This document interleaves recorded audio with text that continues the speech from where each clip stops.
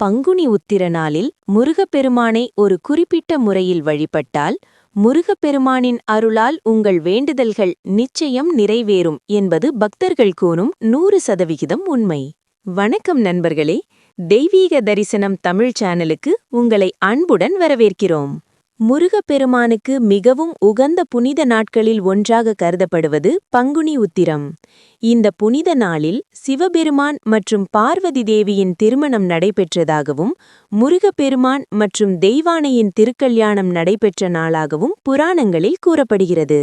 அதனால் இந்த நாள் திருமண வரம் மட்டுமல்லாமல் வாழ்க்கையில் வேண்டிய பல வரங்களையும் பெற மிகவும் சிறப்பான நாளாக கருதப்படுகிறது. திருமணத்திற்காக காத்திருப்பவர்கள் மட்டுமின்றி திருமணமானவர்களும் தங்கள் குடும்ப வாழ்க்கை மகிழ்ச்சியாக அமைய இந்த நாளில் முருகப்பெருமானை மனதார வழிபடுவது மிகுந்த பலன் தரும் என்று நம்பப்படுகிறது.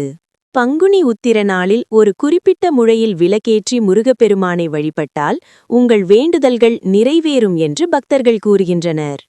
அந்த பூஜையை எப்படி செய்ய வேண்டும் என்பதை இப்போது பார்க்கலாம். முதலில் உங்கள் பூஜை அறையில் ஒரு வாழை இலையை பரப்ப வேண்டும். அதன் ஒரு பக்கத்தில் பச்சரிசியை பரப்பவும், மற்றொரு பக்கத்தில் துவரம்பருப்பை பரப்பவும். அதன் மீது 6 அகல் விளக்குகளை வைத்து நல்லெண்ணெய் அல்லது நெய் ஊற்றி தீபம் ஏற்ற வேண்டும். பின்னர் முருகப்பெருமானை மனதார நினைத்து ஓம் சரவணபவ என்ற மந்திரத்தை 11 முறை அல்லது 21 முறை பக்தியுடன் ஜபிக்க வேண்டும். அதற்குப் பிறகு உங்கள் மனதிலிருக்கும் வேண்டுதலை முருகப்பெருமானிடம் மனமார சொல்லி வேண்டிக் கொள்ளுங்கள்.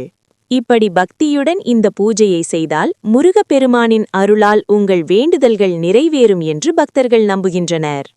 இந்த தகவல் பயனுள்ளதாக இருந்தால் வீடியோவை லைக் செய்யவும், உங்கள் நண்பர்கள் மற்றும் குடும்பத்தினருடன் பகிரவும்.